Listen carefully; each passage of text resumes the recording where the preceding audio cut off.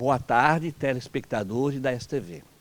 O Conexão Litoral Norte de hoje vai apresentar para vocês algumas entrevistas interessantes. E vamos começar com a apresentação do nosso CEO Cláudio Fernando, que é o workshop Desafio do Presente, Planejar para Transformar. Logo após, você vai assistir uma entrevista exclusiva do nosso apresentador Rodrigo de Freitas com o ex-ministro e candidato a governador do estado de São Paulo, Tarcísio Gomes de Freitas. Em seguida, você vai também assistir uma outra entrevista exclusiva com o ex-prefeito de Caraguatatuba e candidato a deputado, Antônio Carlos da Silva. Assista. Convido o CEO da ISTV, o senhor Cláudio Fernando, para um breve parecer. Bom dia. Bom dia. Momento importante. Obrigado pela oportunidade de poder estar aqui com vocês. Energia positiva, porque hoje nós vamos falar sobre um assunto muito importante, que é como planejar para o Guarujá chegar em 100 anos dentro daquilo que nós gostaríamos. E ninguém melhor do que o ministro Tarcísio poder estar aqui conosco, um planejador, um executador, para poder fazer parte desse evento, desse workshop. E, através dele, quero cumprimentar todos, e, através da prefeita, também que está aqui conosco, quero cumprimentar todas também que estão nesse evento. Fico muito contente, muito feliz, porque eu nasci aqui no Guarujá. E aqui eu me formei, e aqui eu decidi viver, e, se Deus quiser, também vai ser aqui que eu vou descansar. E quando a gente vai falar sobre a discussão de um tema tão importante, a ISTV não poderia deixar de participar, de veicular, de poder dar notícia disso, para que a população e a organização civil possam também participar desse evento, que é um evento muito importante. Só com a união de todos podemos alcançar aquilo que estamos buscando, que é poder viver numa cidade tranquila, numa cidade organizada, que gere empregos, que possa receber as crianças, que possa receber os adultos, as empresas, e dessa forma ser uma cidade desenvolvida. Temos muitas vocações, a vocação portuária, aeroportuária, o comércio e o turismo. De fato, ministro, a bola está conosco. De fato, prefeita, a bola está conosco. E agora é planejar para que em 2034, quando o Guarujá tiver 100 anos, possamos ter a cidade que gostaríamos de viver. Muito obrigado a todos. Bom dia, ministro. Bom dia a todos os presentes. O nosso primeiro tema, em relação à habitação, foi muito em voga do que o senhor acabou de mencionar, em relação a levar o marco civil regulatório do saneamento básico presente, numa das falas da própria prefeita, em relação à extinção de uma das favelas de palafitas que está no fundo da extensão do porto aqui de Santos, no lado do Guarujá. A cidade possui cerca de 62 favelas, parte delas ainda em palafitas, sem nenhum tipo de saneamento básico, onde os dejetos e pragas urbanas circulam. Como resolver tal situação, ministro? Bom, vamos lá. Primeiro você tem que começar. Por que eu estou falando isso? Porque não pode parecer que vai ser um problema que você vai resolver da noite para o dia, num período curto de tempo. Remover, né, realocar pessoas, dá um trabalho enorme, porque é um trabalho, primeiro, de convencimento, de estabelecimento de confiança. Se a pessoa não tiver confiança em você, ela não sai. Observe que agora, recentemente, a gente teve que remover 1.300 famílias da cabeceira da pista do aeroporto Salgado Filho, em Porto Alegre, que a gente ia fazer ampliação da pista de pouso. E aí você pode pensar, bom, olha, eu estou dando uma casa para cada pessoa. A gente vai trabalhar com compra assistida. Cada pessoa vai escolher a sua casa num determinado valor, vai comprar e vai ganhar a sua escritura. E você mora na cabeceira da pista de pouso. Quer dizer, se um avião escapar aqui, é uma tragédia. Vocês acham que foi fácil para convencer as pessoas a sair de lá? Não foi fácil. Não é fácil porque essas pessoas, muitas vezes, são usadas pelo crime, que opera nessas regiões, né, de menor infraestrutura para fazer a venda de droga, usam as pessoas como escudo, pressionam essas pessoas, que, por sua vez, vão ao Ministério Público, vão à Defensoria Pública. Elas estão acostumadas a viver naquela região e desenvolveram a sua vida em comunidade ali. Então, você tem que convencê-la, ali que está o vizinho, ali que está o amigo. Então, é algo que não é trivial. Então, primeira coisa é o estabelecimento dessa relação de confiança. Mostrar que, de fato, olha, confia porque você vai ganhar aqui um imóvel, ou pela compra assistida, ou por um programa habitacional, por uma casa que vai ser construída pela CDHU, ou pelo programa Casa Verde e Amarela, enfim, você vai ganhar uma residência, você vai ter uma escritura, você vai ter um CEP. Dependendo do local, vamos supor que a gente faça conjuntos habitacionais, aí você vai vir com o seu vizinho. Você vai levar o seu carrinho de coleta de lixo, você vai poder levar o seu cachorro para aquela nova moradia. Você vai ter trabalho, porque, olha, a gente vai ter aqui a rede de saneamento, você vai poder ser contratado, né? Então, isso envolve também uma aliança com o judiciário que tem a capacidade de disciplinar as relações com o Ministério Público e Defensoria. Eu me lembro que, em determinadas obras, a gente só conseguia resolver quando a gente fazia o termo de cooperação com o judiciário e você tinha um juiz designado para resolver toda a questão fundiária de um determinado empreendimento. E aí esse juiz harmonizava a discussão com o Ministério Público, com a Defensoria, enfim. Então, é um tremendo desafio, mas é fundamental, porque isso tem uma relação direta com outros problemas, com a questão segurança e com a questão turismo, porque, observe, nós temos que preservar, por exemplo, a qualidade dos nossos balneários. E aí a política habitacional é fundamental. Agora, a política habitacional tem que estar casada com política de desenvolvimento social, né, uma política de acolhimento e política de saneamento básico. Se a gente conseguir fazer a aliança dessas três políticas públicas, você aumenta a velocidade de retirada. Agora, também tem uma coisa boa. Quando você começa este movimento e as pessoas ganham confiança, opa, meu vizinho ganhou a casa, pô, quero também, meu vizinho está com escritura, quero também, aí gera uma onda positiva e aí o trabalho de realocação fica mais fácil. Agora, é um trabalho de muito tempo que tem que começar imediatamente. E passar dessa fase de convencimento, ministro, existe um outro problema que a gente já vivencia, que também, como a própria prefeita disse, a gente conseguiu a entrega aí de várias moradias, que é a seguinte: a situação das unidades habitacionais tem um grave problema com relação às questões contratuais, uma vez que há diversas denúncias de pessoas que recebem o título de propriedade, as chaves do Estado, porém repassam em forma de contrato de gaveta a posse para outros e acabam retomando seus lugares de origem, mantendo o número de favelas da cidade. Como impedir essa prática? Bom, aí é contrato e monitoramento. Você não pode permitir, por exemplo, e aí a requalificação das áreas que são desocupadas é fundamental, você não pode permitir que as pessoas voltem para o mesmo lugar. Você tem que realmente desmobilizar rapidamente, tem que ter um plano de urbanização, de requalificação dessas orlas, a partir do momento em que você está desocupando a área. E aí é vigilância constante. É vigilância constante até aquilo ser incorporado à cultura. Olha, aqui não pode, entrou, vai lá, multa, tira. Tem que haver uma dissuasão para que não permitir que a pessoa contemplada com uma casa, que necessariamente ela tem que passar um tempo ali, que ela possa vender, fazer um contrato de gaveta e amanhã está de volta. A gente não pode permitir o comércio com a política pública de habitação. É literalmente enxugar gelo, né, ministro? De alguma forma, combater incisivamente e, de fato, quando se dá a moradia, depois transforma-se em material de reutilização. Bom, vamos passar para o tema de educação profissionalizante, que é um dos temas que o senhor abordou aqui, preparação para o mercado de trabalho, o senhor conhece muito bem.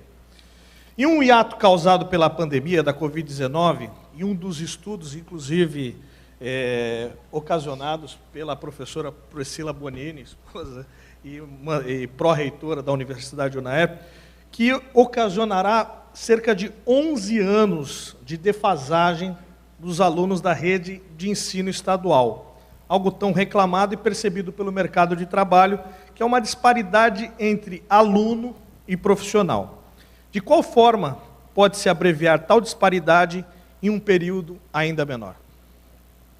Olha, é necessário haver o engajamento, primeiro, das famílias, E é necessário reconhecer que há esse problema, a gente perdeu realmente muito tempo, e correr atrás.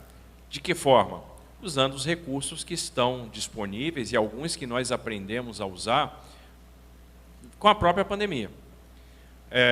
Eu fico imaginando, e eu não sou especialista no tema, viu? Pelo amor de Deus, né? Mas eu fico imaginando como que a gente vai educar os novos jovens, né?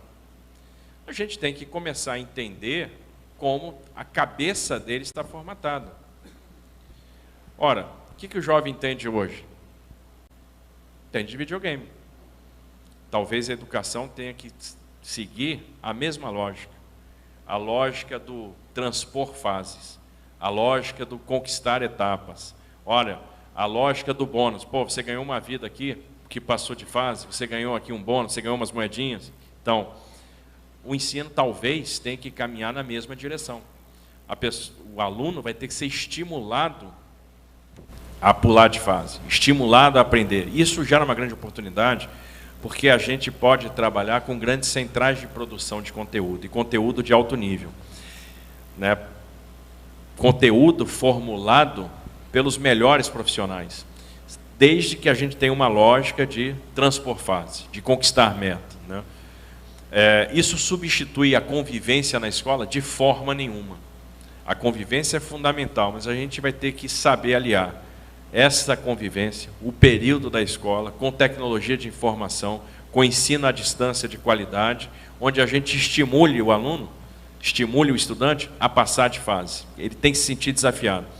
E, de alguma forma, a gente tem que mostrar para ele e para a família que as escolas são grandes lojas de ferramenta, que o cara entra na escola com uma sacola vazia, vai recebendo ferramenta, e muitas vezes, qual é o problema do aprendizado?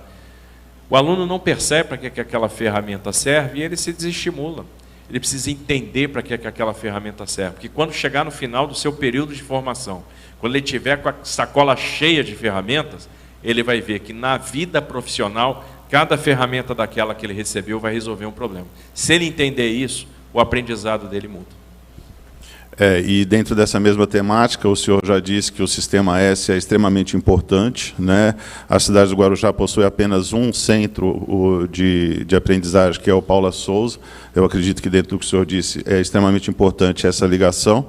E, dentre das perguntas que nos surgiram também, o senhor disse que o aluno tem que ter uma meta como objetivo para poder passar de ano, o que vai muito também ao encontro da insatisfação da população com a questão da progressão continuada nas escolas.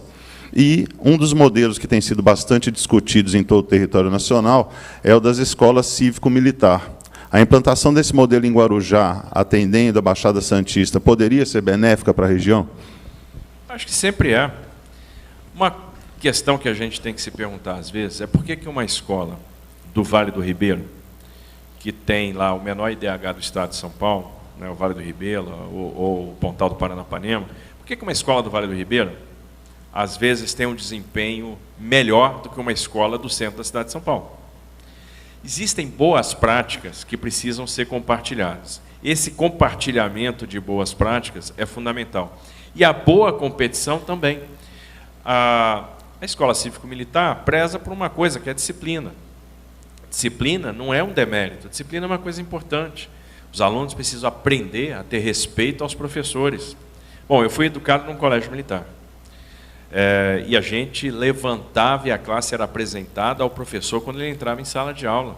Isso era ruim? Não, isso é bom, isso é deferência com o mestre, com alguém que está lá para te ensinar, para passar conhecimento. O professor precisa ter segurança para trabalhar, ele precisa estar estimulado e ver que a classe tem respeito por ele. E aí o aprendizado melhora muito. Então, acho que é um bom modelo. Acho que se você tem uma escola cívico-militar e ela começa a dar resultado, isso estimula as outras a perseguir o resultado também. Competição na área de educação é extremamente interessante. Veja que eu acompanho, por exemplo, a competição saudável que existe entre Farias Brito, no Ceará, e o Poliedro aqui em São Paulo, para ver quem aprova mais alunos no ITA. Porque os cearenses passaram os paulistas em termos de preparação, aprenderam, dominaram a tecnologia da prova. E aí estão aprovando, mais de 50% dos alunos aprovados no ITA todo ano saem de Farias Brito lá do Ceará, lá de Fortaleza. Então tem gente do Brasil todo indo para lá. Por que a educação no Ceará cresceu muito? Ou por que a educação no Paraná está crescendo muito? Opa, então vamos copiar o que tem de bom, como é que eles dosaram convivência com tecnologia de informação, vamos importar esses modelos. O Estado de Goiás tem crescido muito em termos de desempenho, e lá eles fizeram muitas escolas cívico-militares. Dá certo? Acho que sim. Eu acho que, obviamente, não é o único modelo, você não pode ter somente isso, mas uma mescla e gerar essa competição saudável pelo desempenho, pela meta. Bom, vamos para o tema final, dos temas pensados aqui para a estruturação. Uma dessas é que está sendo ali mostrado, que é um grande gargalo aqui da entrada da cidade, da malha do porto, né? O senhor falou em eliminação desses gargalos e das vias que cortam a cidade do Guarujá, principalmente na região de Vicente de Carvalho, criam diversas concentrações de caminhões para acesso ao Porto de Santos, do lado do Guarujá, no município do Guarujá, principalmente na Rua do Adubo, espraiando até a rodovia Cônego Domênico Rangoni. Como é que o senhor enxerga uma forma da gente poder estruturar e, de fato, resolver definitivamente esse problema? Bom, como a gente citou, eu acho que são várias medidas. Primeiro, quando a gente impulsionar mais o transporte ferroviário, a gente vai diminuir esse fluxo de caminhões, né? Nós vamos ter fluxo de caminhões mais na área dos terminais de contêineres. 2, nós precisamos criar os pulmões, né, que são, no final das contas, os grandes estacionamentos de caminhões que vão ficar no sistema Imigrantes Anchieta, na chegada já em Santos. Vão ter o pulmão na margem direita, vão ter o pulmão na margem esquerda. Isso é fundamental, um grande estacionamento, para que a gente possa recepcionar os caminhões e o caminhão só vá realmente para a área portuária por comando. A gente tem aí um movimento de 7.500 carretas dia no Porto de Santos, é uma coisa impressionante, o volume do porto, né, é o maior porto da América Latina. Entendo que esse sistema que vai ser criado com o túnel do Maciço, nessa ligação Santos-São Vicente, né, você cria uma via expressa a partir da Imigrantes, e a ligação seca Santos-Guarujá cria uma nova alternativa, e isso também vai descomprimir essas vias que hoje são mais comprimidas, e a gente tem que pensar nas faixas adicionais na Cônego Domênico, que eu acho que talvez uma medida também super imediata que tem que ser tomada. Porque isso, de fato, acaba interferindo até no volume urbano, né, dentro das próprias cidades, criando um total estrangulamento. Então, a exemplo mais ou menos do que foram feitos das perimetrais no lado de Santos, eu acho que eu tenho um projeto desde 2014, aprovado pela CODESP, que eu acho que definitivamente poderia resolver grande parte dessa demanda. Rodrigo, por favor. Dentre as 8 perguntas que foram selecionadas, que foram enviadas por todos que aqui estão, o senhor, nas suas explanações com relação ao porto, respondeu praticamente todas, né? Muito se falou da questão do túnel, da geração de empregos, de tudo isso. Mas como o senhor avalia as condições do Porto de Santos em relação à demanda de turismo para a região? A infraestrutura nas mesmas condições que outros grandes portos espalhados pelo mundo? Excelente pergunta. Nessa modelagem da desestatização do Porto de Santos, tem 2 questões que são fundamentais, né? Uma, a manutenção de cais público, por quê?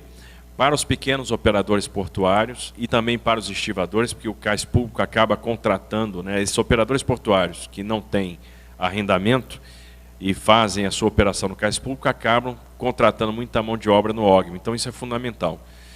E a segunda coisa, turismo.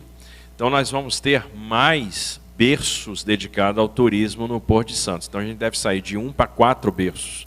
Então, a gente vai ter um impulsionamento da atividade do turismo e uma requalificação daquelas áreas de armazém, da área do Paquetá, a ligação com o centro histórico da cidade. Então, vamos melhorar muito a recepção para o turista. E aí, estou aumentando capacidade, estou melhorando o aspecto, estou reformando os armazéns, requalificando, proporcionando a ligação dessa área com o centro histórico, a gente vai ter realmente uma impulsão da atividade de turismo aqui na Baixada Santista.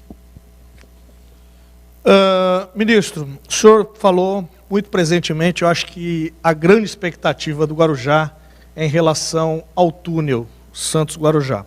O senhor falou sobre a viabilidade dele em relação à questão da desestatização do Porto de Santos. E a empresa que venceu o leilão deverá assegurar o investimento de parte da outorga, assim garantindo a construção. Então, definitivamente, para que as pessoas não fiquem mais naquela expectativa, quanto vai custar o total dessa obra, se o senhor tem em mente, e em quanto tempo nós poderemos ter a realização dessa obra? Olha, a gente está falando de um investimento em torno de 3,5, 4 bi. Esse dinheiro todo é suportado pela outorga do Porto de Santos. A outorga do Porto de Santos é muito maior do que isso, tá? Que você tem esse investimento, você tem o túnel do Maciço, você tem também a questão do viaduto da Lamoa. Aliás, é outra coisa que vai ajudar na questão da disciplina de fluxo, né, de caminhões.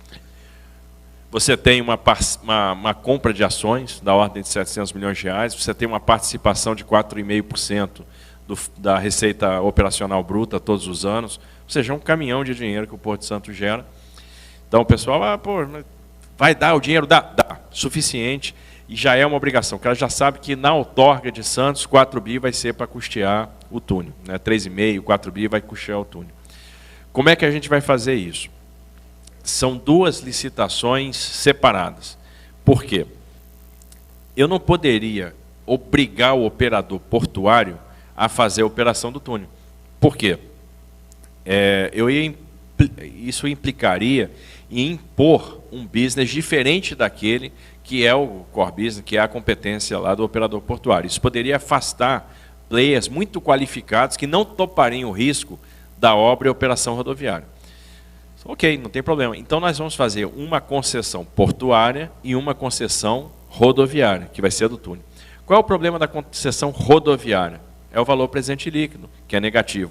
Só que aí isso está resolvido porque o operador do porto, o operador portuário, quando ele pagar a sua outorga, ele paga a sua outorga para essa concessionária rodoviária. Então resolvemos um problema financeiro.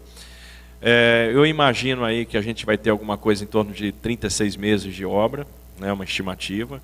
Teria que ver o projeto exatamente, mas é alguma coisa em torno disso. Então, fazendo a contratação no Porto de Santos, fazendo o leilão do túnel, a gente deve ter essa obra aí em 3 anos e pouco concluída, né? Isso aí a partir do início da obra, né, obviamente. Então, eu tenho que ver o tempo de licitação, o tempo de assinatura do contrato. É uma coisa que, por exemplo, essa concessão do túnel pode acontecer até esse ano, mais tardar no que vem, e a partir daí a gente teria o prazo para início dos trabalhos, né, apresentação de projeto executivo, obtenção de licença ambiental e início dos trabalhos.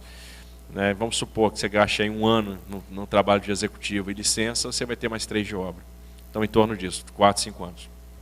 Pergunta derradeira? Bom, para quem esperou desde 1948, que já está esperando há 74 anos, mas o importante é a gente dar a solução e fazer a contratação, e aí a gente vai ver essa obra acontecendo. Muito obrigado. Então é uma alegria muito grande estar aqui, e aí é interessante fazer um balanço do que aconteceu na infraestrutura nos últimos anos, e depois que a gente fizer esse balanço da infraestrutura, a gente faz um recorte aqui para a Baixada Santista, e depois que a gente fizer esse recorte na Baixada Santista, vamos discutir futuro. Né, porque eu vi vários temas sendo lançados aqui. Habitação, educação, desenvolvimento sustentável. E é engraçado que muita coisa tem a ver com o Porto de Santos. Que não deveria se chamar Porto de Santos, né? Porque, na verdade, é o Porto de Santos, do Guarujá, de Cubatão. É um porto que, no final, mexe com toda a Baixada Santista. Mas, para falar um pouco do que aconteceu nesses últimos anos, na área de infraestrutura, alguém saberia me dizer aqui quantos leilões de infraestrutura foram realizados de 2019 até aqui?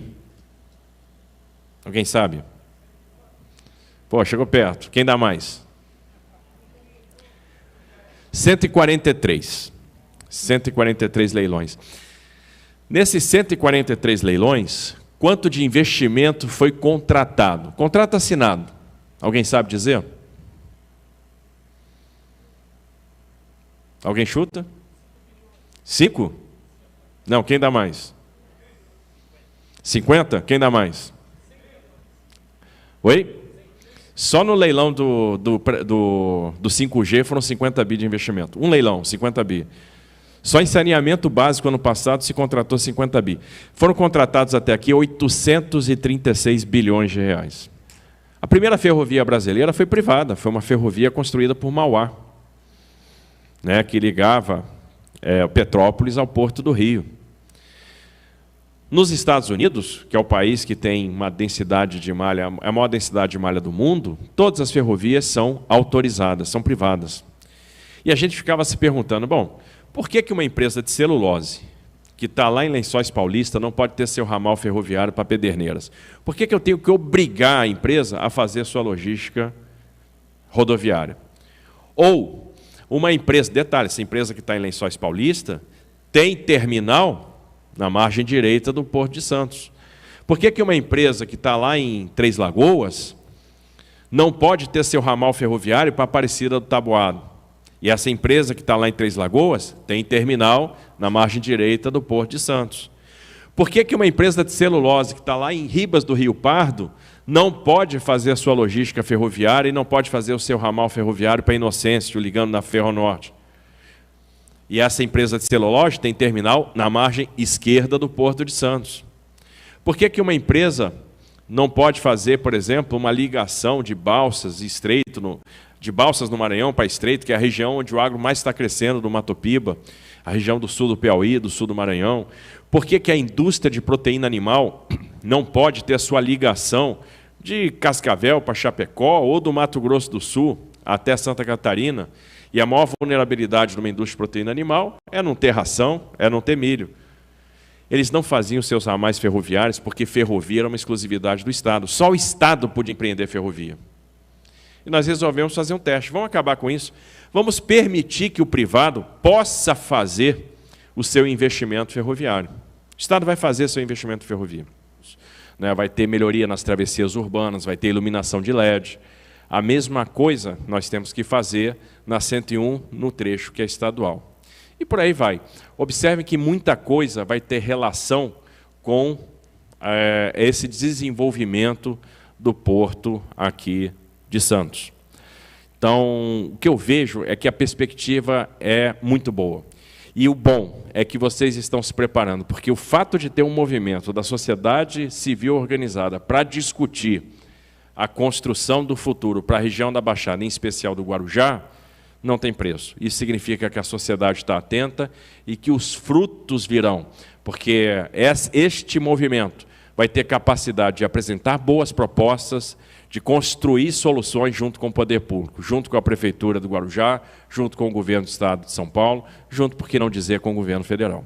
Então, parabéns para vocês pela iniciativa, por este evento e pelo movimento Guarujá 2034, que eu tenho certeza será extremamente exitoso.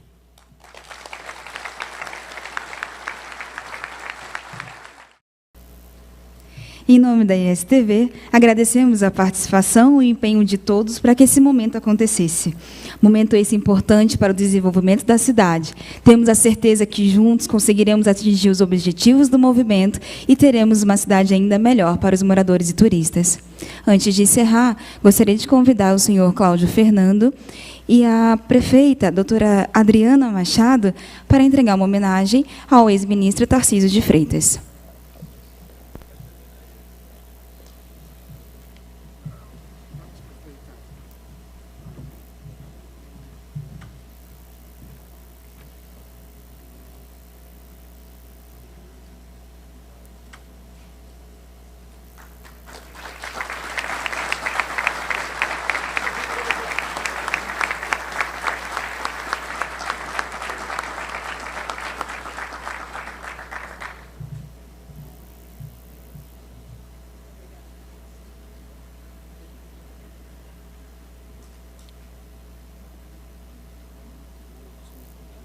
Pode deixar. Eles dividem.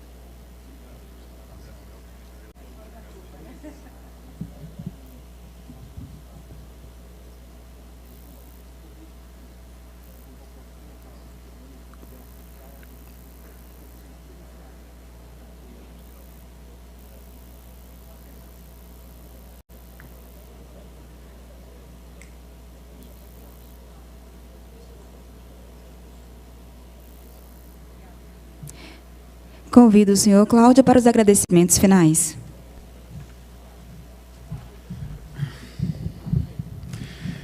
Ministro, obrigado pela oportunidade, pela palestra, pelos ensinamentos. Prefeito, obrigado também pela presença, aos deputados, às lideranças, aos empresários. A gente fica muito feliz de poder participar de um evento com um nível tão elevado. É isso que o Estado precisa, foi isso que o senhor realizou para o país, é isso que o presidente Bolsonaro vem realizando pelo país, e poder ter um pedaço desse sucesso do país vindo para o Estado, com a possibilidade de ser o seu governador, o próximo governador de São Paulo, para nós é muita honra, é uma oportunidade ímpar, e eu tenho certeza que todos juntos colaboraremos para que isso dê certo. Muito obrigado.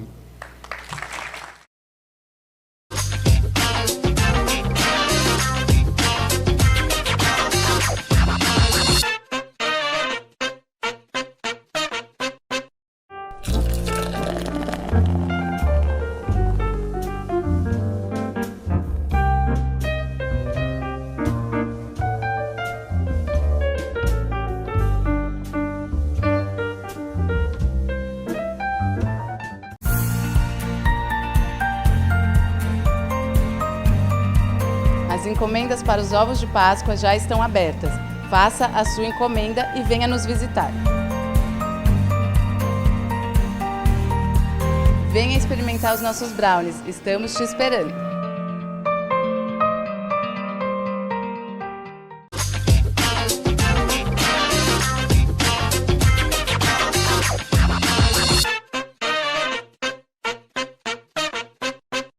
Estamos aqui no programa TV Agora Litoral Norte, com ISTV junto, e estamos entrevistando o Antônio Carlos, que vai contar um pouquinho da sua parte pessoal para nós. Antônio Carlos, você podia falar um pouquinho, vamos começar de Jacareí para cá, ou voltei muito tempo lá atrás? Não, na realidade, o meu pai comprou um posto de gasolina em Jacareí, e eu nasci, minha mãe estava grávida, mudamos, e eu nasci em Jacareí. Mas eu voltei para Lorena, eu tinha 1 ano de idade. Apesar de muito carinho, muitos amigos de Jacareí, é uma cidade que eu adoro, respeito muito, mas voltei com 1 ano de idade para Lorena. E Lorena é onde eu vivi, nasci, né? E é onde nasceram meus 6 filhos, na cidade de Lorena, né? Bem, lá em Lorena, falam as más línguas, né? Diz que você foi um ótimo empresário que fez a cidade crescer também bastante lá em nível empresarial, né? Na realidade, na cidade eu não era política, eu montei minha primeira loja de carro, fui motorista de praça em Lorena, dos 18 aos 20 anos. Graças a Deus já tinha um carro zero no melhor ponto da cidade. Eu era corretor de imóveis, né? E montei a primeira loja em Lorena de carro em novembro de 77, a Silva Gomes Veículos.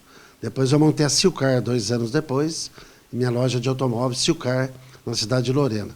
Depois de 1984, nós adquirimos a Chamaralto, que é a concessionária Chevrolet de Guaratinguetá, em 88 a Fiat, mas sempre mexi no mercado imobiliário, certo? E na parte de automóvel.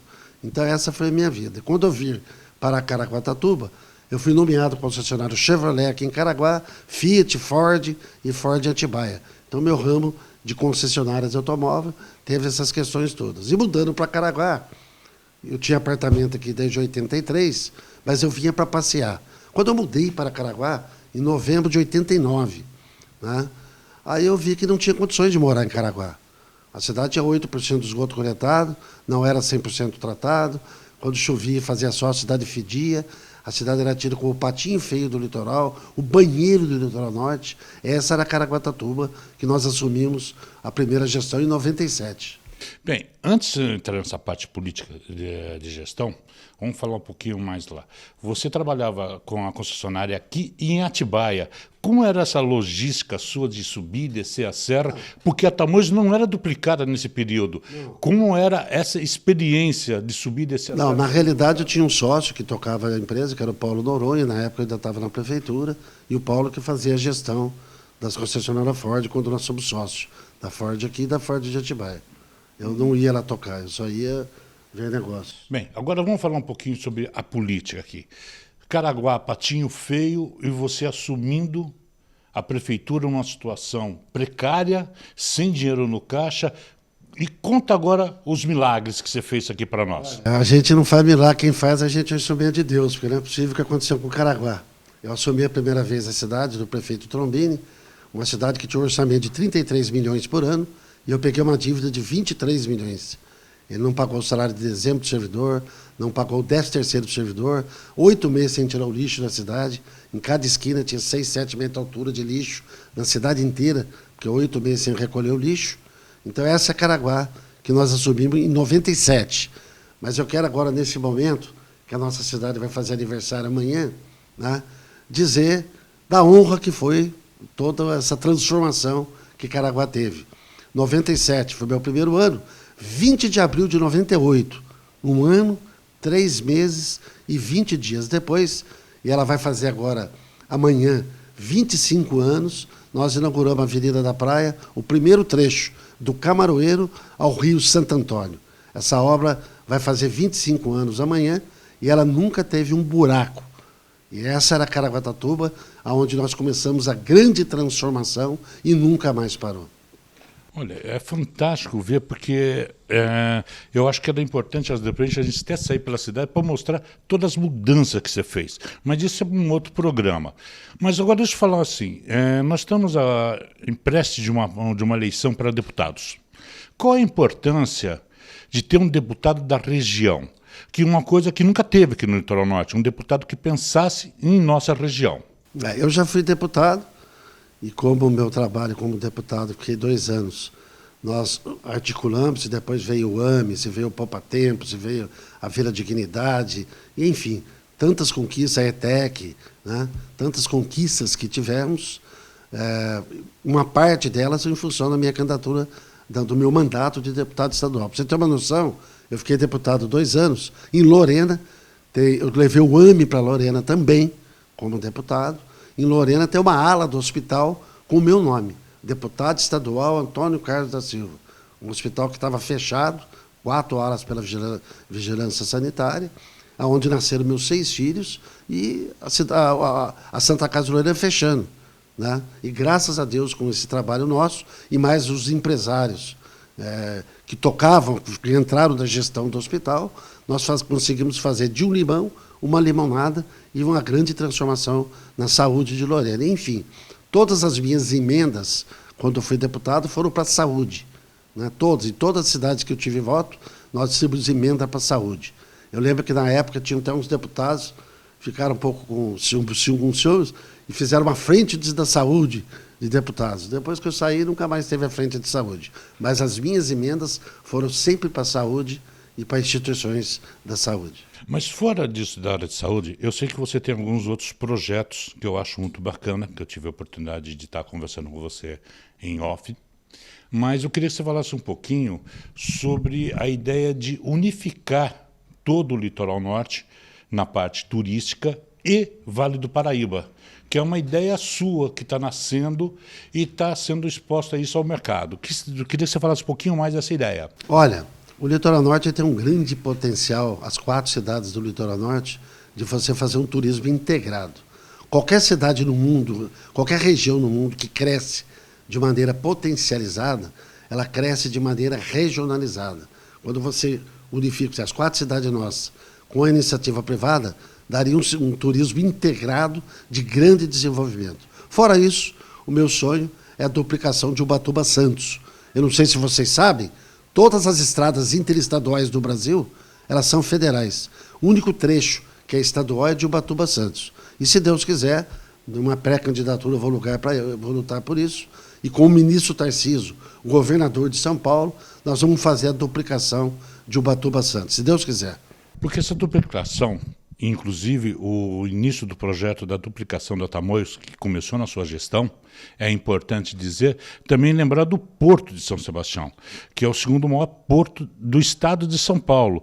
Isso seria importante a gente estar falando um pouquinho sobre o Porto também. O ministro Tarcísio está fazendo a privação dos portos do Brasil, já iniciou, e pretende fazer a privatização de São Sebastião, de Santos. Você pega o Porto de Santos, dava 500 milhões de prejuízo por ano. O ano passado deu quase 400 milhões de lucro. Esse é um governo, certo, que traz o desenvolvimento. Hoje a gente vê todas as rotas estatais dando bilhões de lucro, certo? E é isso que nós precisamos para o fortalecimento da política pública e para a igualdade social. Tudo que um país precisa é de desenvolvimento para a geração de emprego e renda. Isso é o que um país precisa. O resto é papo furado. né? Eu tive observando as políticas do nosso país nos últimos anos, né? E uma coisa que eu sempre me chamou a atenção. O PT, eles são especialistas em duas coisas. Em oposição, certo? Porque a origem sindical o levaram, certo? Com essa o potencial de oposicionista, né? E em marketing, pelo que gasta de bilhões do dinheiro público, que deveria ir para a saúde, para a educação, para as políticas públicas, em marketing. Então, faz uma lavagem cerebral, dá a impressão que ele fez alguma coisa no Brasil. E você olha, não se foi feito nada. Hoje você vê Minha Casa Minha Vida. Hoje quadriplicou-se o número de favela no Brasil. Essa é uma realidade. Então, meus amigos, vamos estar com a verdade para o nosso Brasil, vamos estar com a direita, certo? Que o nosso Brasil precisa seguir. Se você tem dúvida, vai ver a realidade e vai ver onde a esquerda está, como que está a situação. Vai na Argentina, aqui do nosso lado, nossa cidade irmã, né? Acaba com tudo, fecha as igrejas. Então, nós precisamos realmente estar com Deus, certo? Com a verdade e com a igualdade. É isso que nós vamos lutar e é isso que nós queremos representar. Nessa luta, eu queria que você falasse um pouquinho mais sobre a parte de envolvimento turístico da região, porque nossa região ela é campeã e tem que ser, porque temos praias lindíssimas e tudo mais. Fora disso, nós temos o Vale, que tem várias coisas muito bacanas que tem que ser conhecidas no Vale. Eu queria que você falasse um pouquinho mais do turismo, porque nossa região não é voltada para a indústria, nós somos voltados exclusivamente para o turismo. E quais são as ideias para isso? É isso. Nós estamos com um projeto do Vale Histórico, que é o Fundo do Vale, certo? De uma infraestrutura para potencializar melhor o Vale Histórico, né? Nós temos um projeto de desenvolvimento turístico, Pindamonhangaba, Campo do Jordão, São Bento do Sapucaí, com a iniciativa privada para o fortalecimento, né, turístico, acabar com o Palácio do Governo de Campo do Jordão e transformar num centro cultural e turístico. Isso potencializa o turismo. E meu sonho, né, da duplicação de Ubatuba a Santos, que vai trazer um grande desenvolvimento para toda a nossa região. Fora disso, você também foi um cara que trouxe muito aqui as faculdades para cá, né? Você trouxe uma ETEC, você trouxe o Instituto Federal para cá. E na educação, o que você pretende fazer nessa área de educação, que foi um dos melhores momentos da educação pública em Caraguá, quando você foi gestor? Queria que você falasse um pouquinho sobre a educação para a gente, como deputado. Depois que eu assumi a prefeitura em 97, em 98, eu já tomei conhecimento que todos os estudos da neurociência diz que a criança desenvolve o seu intelecto até os 7 anos de idade. E até os 3 anos é mais de 50%. Se pedagogicamente é importante você universalizar a educação de 0 a 7, socialmente é fundamental. A criança está com você lá ali desde os 3 meses de idade, certo? Com alimentação, com desenvolvimento, e ela vai ter um novo desenvolvimento do seu intelecto até os 7 anos. Depois você vai para o fundamental, e daí você começa a atender pedagogicamente e socialmente aquele que mais precisa, né? Então, você tem um avanço social e um avanço pedagógico em função de você ter essas crianças. Eu tenho muito orgulho em Caraguá, desde 98, não é creche, é SEI, Centro de Educação Infantil.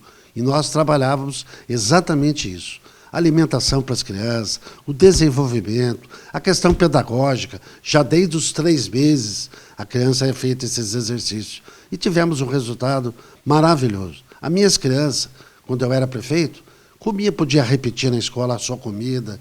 As minhas crianças comiam carne de avestruz, né? Todos os funcionários poderiam comer. Então, nós tínhamos uma alimentação. Eu ganhei um prêmio das 20 melhores merendas do Brasil, da mão do presidente da República, né? Então, se isso aí, um prêmio desse é bom, mas o resultado que originou esse prêmio é muito melhor e muito mais gratificante, porque as minhas crianças tinham a melhor alimentação que nós já vimos.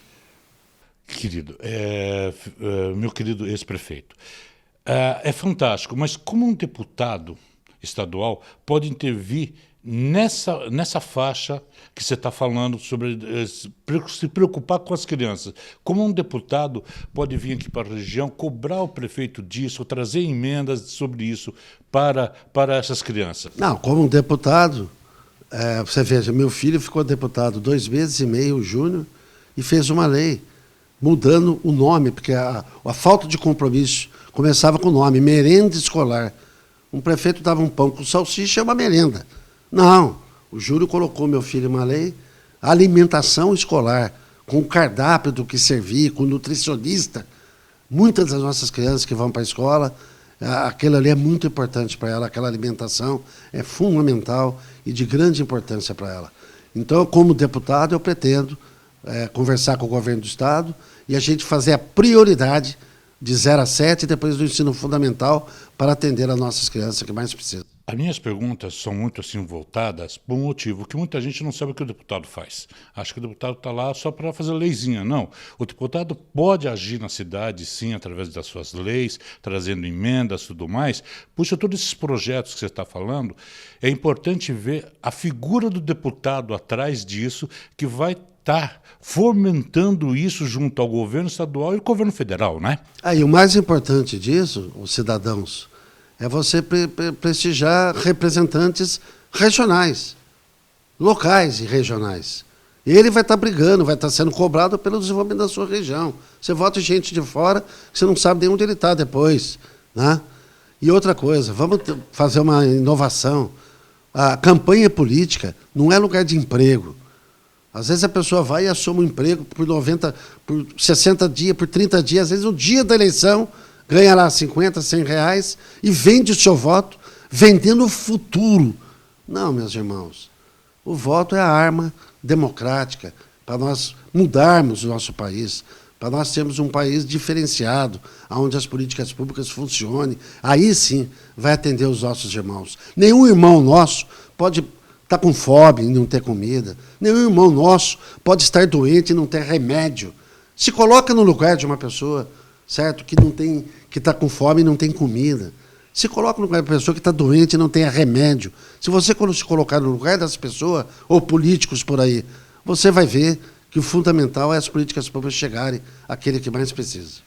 Uma grande briga sua, que eu sei, que você começou a pleitear isso junto ao governo, é o hospital regional. Veio para cá, graças a Deus, está inaugurando, mas não veio do jeito que você queria. Ele não está funcionando da capenga. O que um deputado eleito agora pode melhorar isso para nós? Na realidade, me surpreendeu, porque a necessidade de um hospital regional para o Litoral Norte, ela tecnicamente é de muitos anos. Nós tínhamos essa necessidade, muitos anos, a necessidade de um hospital regional para melhorar a saúde do Litoral Norte. E agora eu vi, lançamos a pedra, iniciou-se a obra, né? Depois eu vi o hospital ser inaugurado, e eu queria chamar uma observação a todo o Litoral Norte, falar para esse governador que está aí, agora o vice dele também assumiu, no primeiro ano, com essa pandemia, eles colocaram o hospital para funcionar 10%. No segundo ano, 20%. E até hoje o hospital não funciona 100%. Então você faz hospitais de campanha, gastando bilhões, e menospreza a necessidade do Litoral Norte na saúde, principalmente nessa pandemia que nós estamos vivendo, que nós vivemos, certo? Sem priorizar. Então, o que vocês querem? Ser votado de novo? Vocês não põem para funcionar a saúde do Litoral Norte. Vocês abandonaram a saúde do Litoral Norte. Eu fico muito triste. E se fosse prefeito, eu teria, sei lá, feito intervenções, federalizado, partisse para funcionar 100% o hospital. É uma falta de consideração. Uma pandemia que nós jamais poderíamos imaginar que fosse existir, e nós temos um hospital, uma conquista que demorou muito tempo, e o hospital não está funcionando 100%, certo? É uma falta de consideração com a saúde e com todo o Litoral Norte. Bem, a gente está aqui fazendo ping-pong, indo para várias áreas, conversando sobre vários assuntos, então a gente vai e volta no mesmo assunto para as pessoas entenderem um pouco melhor. Tá? Você estava falando sobre o hospital aqui da Regional. Nós temos hoje uma falência do sistema local. Você pega hoje a Santa Casa de Ubatuba como um exemplo, que está indo de mal a pior. Você pega os sistemas de outras cidades aqui que estão indo de mal a pior. Não quero entrar em detalhes de cidades especificamente, mas o que um deputado votado pela região, focado na região, que mora na região, pode fazer para isso, melhorar essa atitude agora? Primeiro, colocar o hospital do Litoral Norte para funcionar 100%. vai atender toda a população do Litoral Norte. Saúde não é fácil, né? Nós temos a nossa cidade irmã, eu sou cidadão batubense, que tem muita dificuldade de orçamentária. É o menor orçamento do Litoral Norte. A cidade de Ubatuba é uma cidade marginalizada pela legislação de royalties. É uma vergonha o que Ubatuba é discriminada. Uma cidade que tem as melhores praias do mundo em quantidade e em qualidade, certo? E nós, infelizmente, sabe, temos essa... Você sabe, Ubatuba recebe 10% dos royalties que recebe a cidade do Litoral Norte, Ubatuba e São Sebastião, São Sebastião e Caraguá. Ubatuba recebe 10%. E Ubatuba tem 110 quilômetros de orla. Precisamos rever esses critérios e prestigiar Ubatuba para que a Ubatuba tenha, certo, seja justo esse critério com Ubatuba e que Ubatuba possa melhorar as políticas públicas tendo mais recursos. Vamos lutar por isso também. Bem, você falou sobre royalties. Royalties é um grande debate que eu venho acompanhando há muito tempo aqui na região. Porque um detalhe, royalties não é incluído no orçamento. Ele não é dinheiro que você possa gastar, você tem que gastar de uma vez. Ele não pode ser empenhado várias vezes. É lógico que pode. Você executa a receita de royalties normalmente como toda a receita do município. Você tem limites que você pode gastar aqui, ali, aqui, mas você pode gastar em infraestrutura, você pode gastar em... Contratação de profissional pode com os royalties? Pode, não, mas não tem essa necessidade. Vocês querem saber o que está acontecendo, por exemplo, com Caraguatatuba? Vamos, você já entrou na história, então conta para nós. Que em 2016 foi o meu último ano de mandato, 2016. O orçamento do nosso município era 560 milhões. O nosso município era uma empresa pública que tinha um poder de investimento de 19% do orçamento. O que significa isso? Você pega toda a receita e todas as despesas, sobrava 19% para investimento. Dava 90 milhões por ano. Certo? Eu deixei a cidade para o prefeito atual com 63 milhões em caixa e com tudo pago. Tudo pago. Deixei medicamentos pagos para 5 meses e eu distribuía 1 milhão de medicamentos por mês. Né? 63 milhões em caixa, 35 milhões. Terminava todas as obras que eu estava fazendo e 28 milhões para eles gastarem. E o orçamento era 560 milhões. Em 2016, o nosso município recebeu mais de 13 milhões de juros bancários. Era uma empresa pública que recebia juros, mais de 1 milhão de juros por mês. Nós recebemos em 2016 com um orçamento de 560 milhões de reais. Hoje o orçamento é 1,80 bilhão e, sinceramente, me desculpe, eu não vejo nada, vejo buraco e mato e vejo a prefeitura tirando empréstimo. Certo? Eu nunca na minha vida tirei empréstimo. O meu município recebia juro. Então nós precisamos rever, certo, a prioridade da importância do dinheiro público para as políticas públicas e não como interesse pessoal. Você estava falando de Caraguá, vamos entrar um pouquinho mais sobre Caraguá.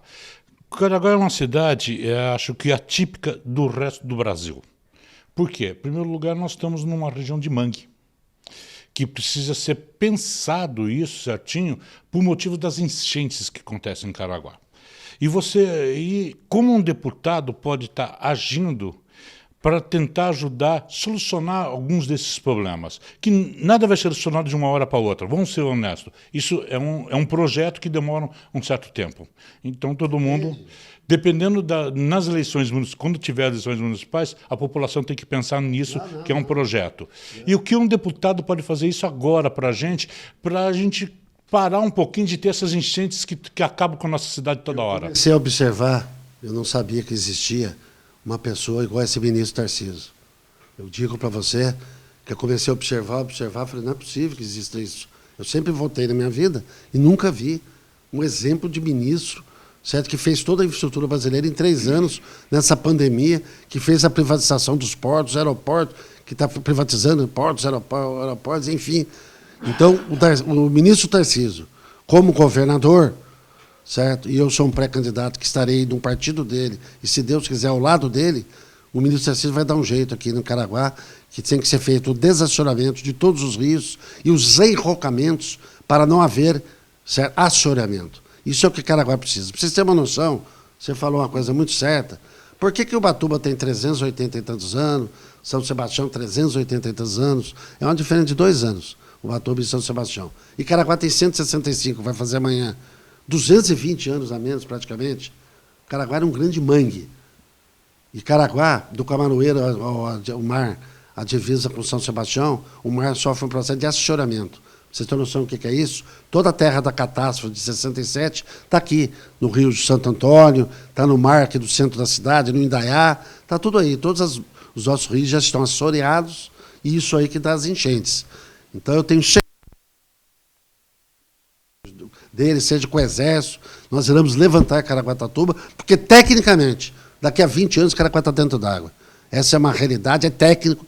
Meus pessoal tem todos esses estudos, nós já tínhamos esses estudos. O prefeito agora parece que está fazendo o desassoreamento do Juqueriquerê, tomara que aconteça. Não conheço o projeto dele, certo? Lá no Juqueriquerê tem que ter 1.500 metros a mureta de contenção. Não sei se é isso que está sendo feito, se for ótimo, já é um avanço, né? Mas nós precisamos fazer isso em todos os rios aqui do nosso município, a contenção lá na Massaguaçu, certo? Para dar um quebra-mar. Enfim, nós precisamos cuidar para Caraguá não ser assoreada mais, né? Hoje, qualquer chuvinha, a cidade está dentro d'água. Então, realmente, tem que ser feito os desassoreamentos, os enrocamentos. E eu tenho uma fé em Deus que, com o ministro Tarcísio, governador, e isso é técnico, mostrar para ele, ele vai ser uma pessoa que vai ajudar a salvar o nosso município. Mais uma pergunta. Você estava falando sobre a duplicação das estradas, aqui da Rio Santos, né, da Ubatuba a Santos. Mas eu vou agora fazer algumas perguntas muito técnicas. Vamos supor aqui. Aqui em Caraguá, você até consegue fazer a duplicação, porque nós temos uma marginalzinha que circula em alguns pedaços da cidade. Mas você chega em São Sebastião, ali vai afunilar, porque ali não tem como alargar. Como seria, vendo isso, como deputado, o que dá para ser feito ali? Aí uma questão de definição de projeto. Agora, com os contornos que vai para São Sebastião, você pode ali no Porto Novo pegar um braço, certo, e seguir por dentro, e já sair lá na frente, duplicando de Caraguá a Santos.